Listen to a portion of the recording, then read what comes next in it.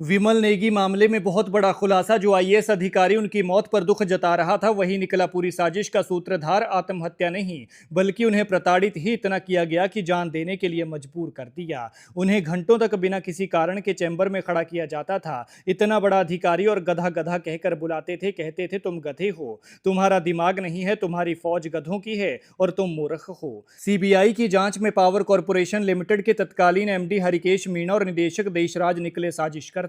बताया ये लोग विमल नेगी से नियमों के खिलाफ जाकर गलत काम करा रहे थे। प्रोजेक्ट अधूरा था फिर भी ठेकेदार को करोड़ों की पेमेंट करने की बात कहते थे।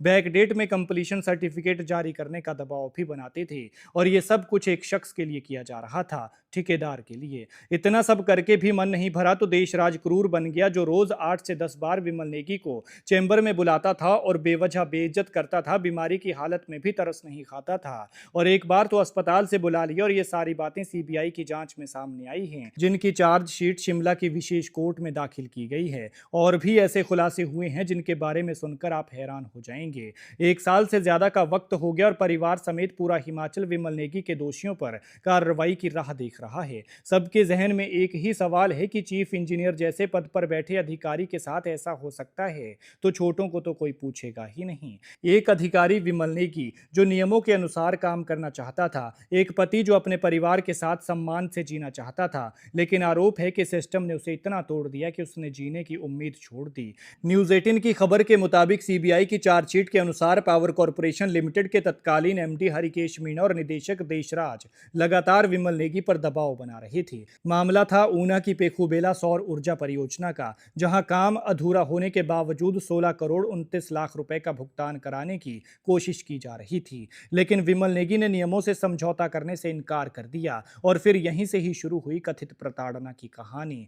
चार्जशीट में दर्ज गवाहों के अनुसार विमल नेगी को बार बार अधिकारियों के चैम्बर में बुलाया जाता था, घंटों खड़ा रखा जाता था, उनका अपमान किया जाता था, उन्हें गधा, मूर्ख और ना जाने किन किन शब्दों से संबोधित किया जाता था। लेकिन सोचिए, एक वरिष्ठ अधिकारी जिसने वर्षों तक सेवा की हो, उसे रोज रोज इस तरह अपमानित किया जाए तो उसके मन पर क्या गुजरती होगी। न्यूज 18 के मुताबिक सीबीआई का दावा है कि 3 मार्च 2025 को उनकी तबीयत इतनी खराब थी कि वे ठीक से खड़े नहीं हो पा रहे थे। अस्पताल जाने के बावजूद उन्हें शाम को दफ्तर बुलाया गया और फाइलों पर साइन करवाए गए और छुट्टी लेने पर भी कारण बताओ नोटिस तक थमा दिया। और ये सब कुछ किया गया उन्हें परेशान, प्रताड़ित करने के लिए। परिवार के मुताबिक विमल नेगी इतने परेशान हो चुके थे कि उन्होंने वीआरएस लेने का मन बना लिया था। उन्होंने अपनी पत्नी से कहा था कि एमडी इतना क्रूर है कि वो उनके वीआरएस लेने में भी अड़ंगा लगा देगा, नौकरी छोड़ने के बाद भी चैन से जीने नहीं देगा। और फिर दिन आया 10 मार्च 2025 का। विमल नेगी अचानक लापता हो जाते हैं। तलाश में परिवार दर दर भटकता है,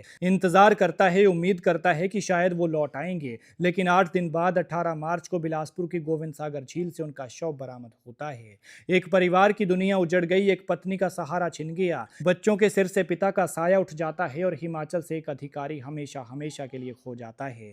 मामले ने काफी तूल पकड़ा और फिर हाईकोर्ट ने जांच सीबीआई को सौंपी और इस केस में तत्कालीन निदेशक देशराज को निलंबित कर दिया गया। वहीं एमडी हरिकेश मीणा को भी जांच तक हटाया गया। दोनों केस में आरोपी हैं। सुप्रीम कोर्ट में भी मामले की सुनवाई हुई थी। अब सीबीआई की चार्जशीट कहती है कि यह कोई निजी परेशानी का मामला नहीं था, बल्कि विभाग के उच्च अधिकारियों की गई कथित मानसिक प्रताड़ना का नतीजा था। यही नहीं, सीबीआई ने इस मामले में हिमाचल पुलिस के एएसआई पंकज शर्मा को भी सह आरोपी बनाया है। पंकज शर्मा पर मुख्य आरोपियों को बचाने, डिजिटल सबूतों को नष्ट करने का गंभीर आरोप है।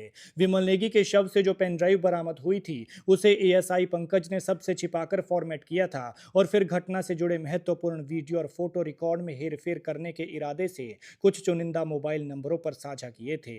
लेकिन सवाल अब सिर्फ विमल नेगी की मौत का नहीं है। सवाल यह भी है कि अगर एक चीफ इंजीनियर खुद को सिस्टम के सामने असहाय महसूस कर सकता है तो आम कर्मचारी की हालत क्या होगी। सवाल यह भी है कि क्या जिम्मेदार लोगों को सजा मिलेगी और सबसे बड़ा सवाल कि क्या विमल नेगी को कभी इंसाफ मिल पाएगा या फिर यह मामला फाइलों में दबकर रह जाएगा। फिलहाल पूरा देश इस मामले में न्याय का इंतजार कर रहा है। आप इस पर क्या कहते हैं, कमेंट में जरूर बताएं।